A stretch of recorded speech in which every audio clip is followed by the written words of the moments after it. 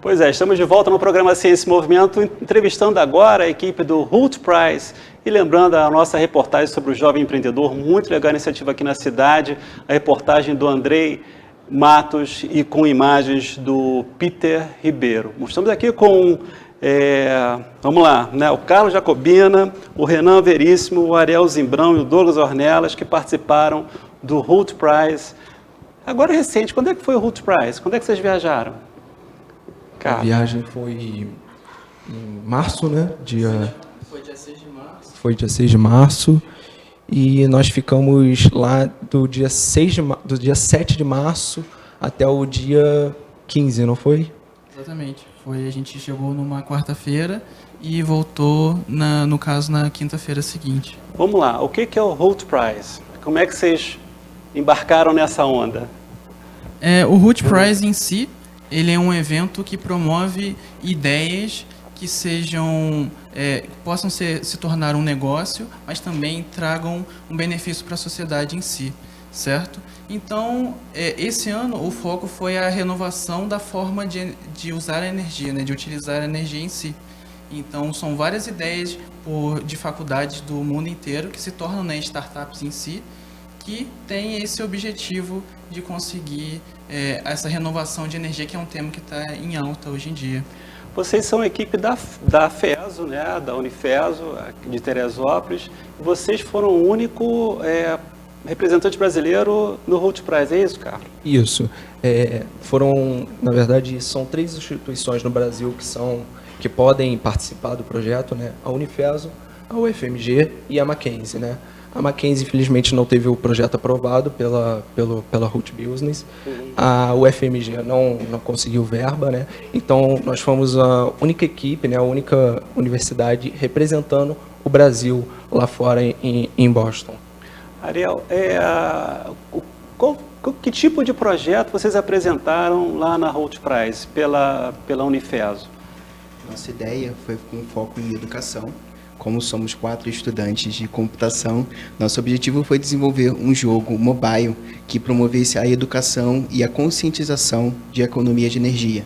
Nosso público-alvo era crianças e adolescentes e a gente queria, de uma maneira bem simples e bem ilustrativa, começar a implantar conceitos de economia de energia, como apagar uma lâmpada, trocar uma lâmpada por uma lâmpada de LED, etc. Coisas bem simples, mas que para a cabeça de uma criança, de um jovem, acaba se tornando ideias e conceitos que ele vai carregar pela vida toda. Agora, Douglas, como é que está hoje o projeto de vocês em termos de maturidade? Foi uma proposta inicial que vocês levaram para a Hult Prize? Como é que vocês começaram esse projeto e como é que ele se encontra agora? A gente começou o projeto uma semana a gente teve uma competição da Unifeso para decidir qual projeto seria o que iria para Boston. A gente desenvolveu a ideia nessa uma semana, levamos para Boston e o projeto ainda está em fase inicial. A gente ainda está vendo para depois do evento conseguir um crowdfunding, alguma coisa para financiar a ideia, para a gente colocar a ideia em prática em si.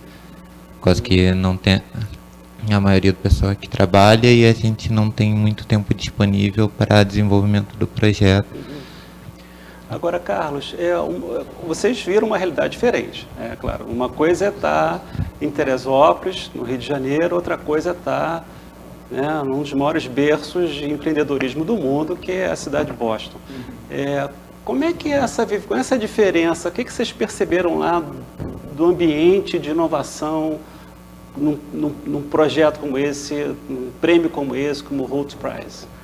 Então, nós estávamos em Boston, né? É uma cidade universitária, onde está localizada as 2 das maiores instituições do mundo, que é Harvard e MIT. Tá? Quando nós chegamos lá, a gente logo teve um impacto muito grande da educação que é lá.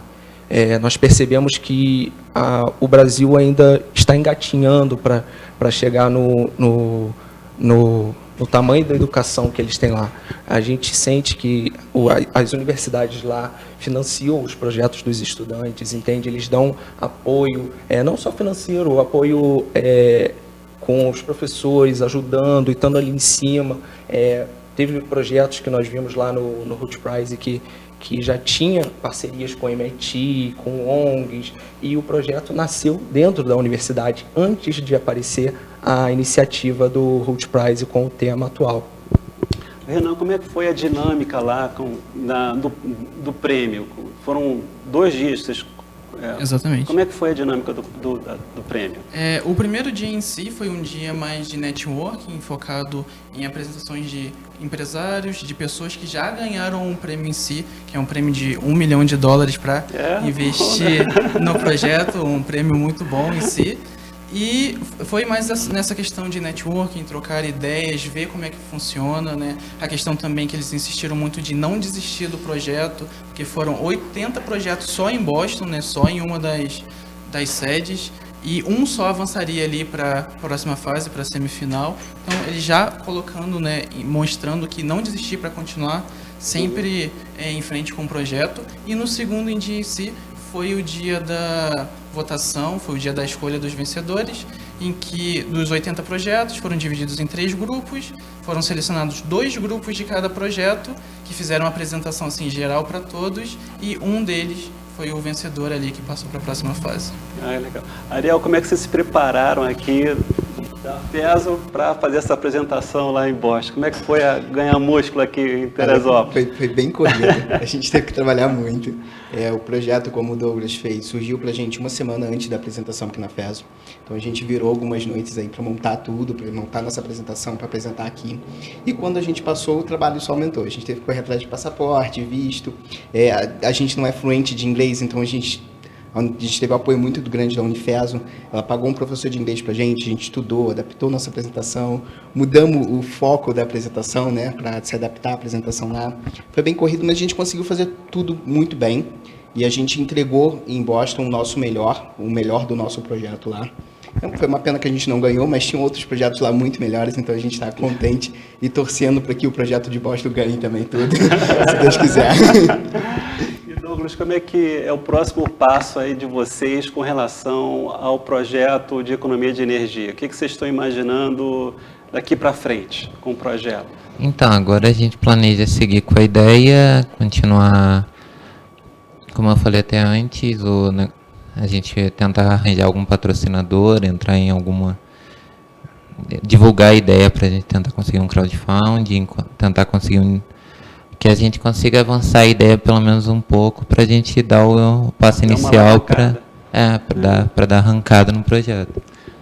Só complementando, a gente agora, igual todo mundo aqui trabalha, a gente tem um pouco sem tempo, né, de falta de tempo, e para a gente conseguir colocar para frente, a gente teria que parar com o trabalho, nem focar só no projeto, e para isso a gente está correndo atrás realmente do crowdfunding, que é conseguir investidores externos para a nossa ideia, e para isso a gente está procurando artistas, a gente já tem a ideia de como vai fazer o marketing e a arte do nosso jogo, a gente precisa de algum profissional para poder realizar isso, e a partir daí conseguir alguém para injetar dinheiro no nosso projeto. E isso é uma coisa que é interessante, a gente está conversando aqui antes do programa, que são como as equipes se formam. Então, vocês são só do grupo de computação da FESO. E lá, como é que eram os times montados? Vamos lá, Carlos. Isso é muito interessante, porque aqui nós montamos nossa equipe, né? Todos nós já nos conhecíamos, né, da FESO, da mesma cadeira da FESO, Ciência da Computação. E quando nós chegamos lá, os grupos raramente tinham mais de uma pessoa da mesma cadeira. Tinha um engenheiro, tinha uma pessoa de marketing, que cursava marketing, tinha uma pessoa de negócios. Então, eles realmente entraram no evento com a ideia de competição. Eu preciso de tais pessoas na minha equipe, de tais profissionais. Então, eles chegavam e pegavam os melhores, creio eu, de cada turma, né, de cada cadeira, e falavam assim, vamos fazer esse projeto, a gente precisa do seu conhecimento. Entendeu? Agora, o que vocês trazem? Vocês viveram uma experiência muito legal, eu acho. Né? Imagino que você saiu de uma realidade... Vocês já tinham viajado para fora antes, alguns de vocês? Não? Pois é. Então, já é uma experiência, assim, só o fato de viajar e conhecer outra cultura já é uma coisa muito legal. Eu digo sempre que a melhor viagem é aquela que você vai, né? Não interessa onde. Né? Então, assim, vocês fizeram para uma cidade que é espetacular, que é a cidade de Boston. E tem onde está o MIT, onde está Harvard, várias outras escolas espetaculares no mundo. e conheceram, imagino que num evento como esse, como vem gente do mundo todo, vocês têm um contato cultural com várias pessoas do mundo inteiro. Como é que foi esse contato lá, Renan? Conhecer pessoas diferentes. Sim, o primeiro contato que a gente tem é com a cultura dos Estados Unidos em si, né, a cultura americana, de como que funciona, a estrutura e etc. E no evento em si, ainda maior, porque encontramos pessoas de outros países. A gente tinha pessoa, por exemplo, da Índia, que foi até legal que a gente encontrou uma pessoa que, por acaso, falava português, aprendeu português na Índia e começou a conversar com a gente. Então, esse impacto cultural, ver como é que as pessoas assim se portam, como é que é a forma de pensar delas, o ambiente onde elas vivem. Então, você tendo esse tipo de contato, vai aprendendo um pouquinho mais e começa a expandir a sua forma de pensamento, né? Não tem só essa visão que a gente tem daqui, mas de outros lugares também.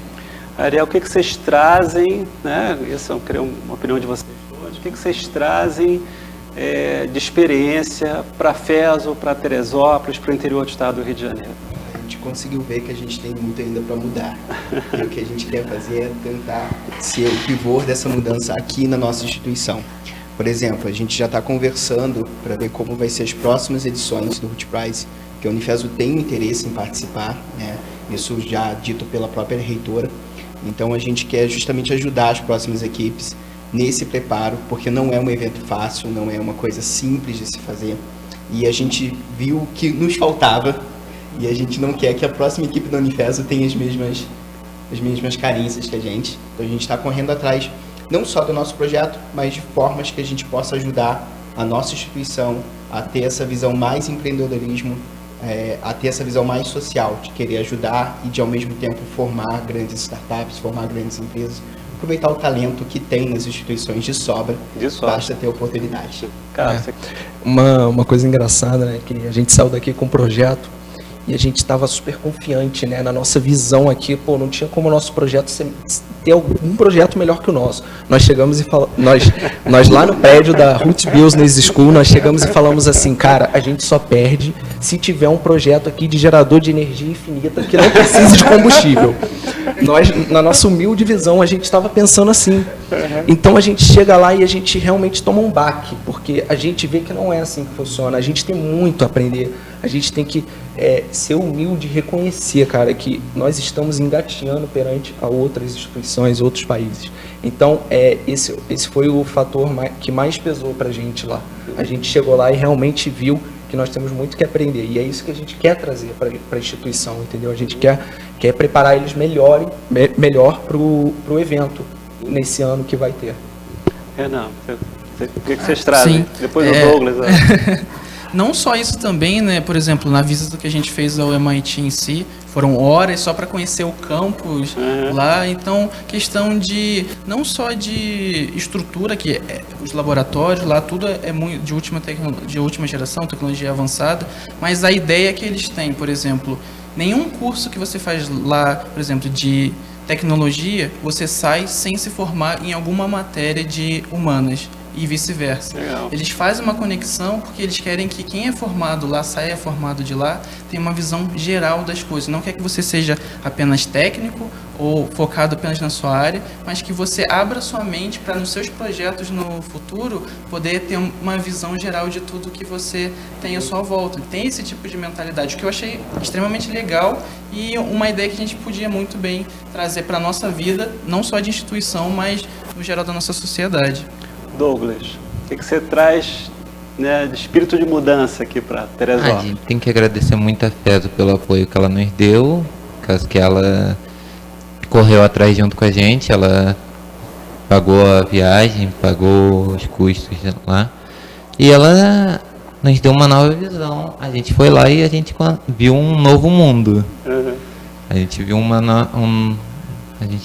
a gente viu o que a gente precisa mudar para as próximas competições, o que a gente trouxe aqui para aprender, para a gente passar para os próximos competidores, como eles precisam fazer o projeto para adaptar para ser um projeto a nível do que estava lá fora. É basicamente isso. Carlos, você olhando, e vocês todos, né, olhando assim hoje para a Fezo, é claro que quando a gente volta de um prêmio desse, né, ou de uma premiação como essa, a gente reinterpreta o mundo, vamos dizer assim, né? O que vocês fariam de mudança na FESO? Um dos pontos é esse que o Renan comentou. Eu acho que nós temos que abrir a mente dentro das cadeiras da Unifeso. O curso de direito não tem que ter só coisas legislativas. Ele pode ter um pouco de tecnologia, assim como a tecnologia, a ciência da computação pode ter um pouco de direito, porque a gente está trabalhando ali na cadeira de ciência da computação, estamos aprendendo a desenvolver softwares. Mas se a gente não conhece o problema de direito, não conhece o problema de enfermagem, não conhece o problema de medicina, a gente não consegue desenvolver softwares para aquilo, a gente não consegue ter ideias para dar solução naqueles problemas. Então eu acho que isso é a principal adaptação que nós temos que ter. Obrigado. Carlos Jacobina, Renan Veríssimo, Ariel Zimbrão, Douglas Ornelas, parabéns pela participação do Holt Prize, parabéns pela FESO, pelo apoio a essa garotada, a gente precisa disso cada vez mais, né? Parabéns à FESO também, né? Obrigado pela sua companhia. Você sabe, o programa é ao vivo toda terça-feira às 10 da manhã, com reprise aos sábados às 22h30. Foi um prazer tê-la aqui com a gente, um forte abraço, tchau.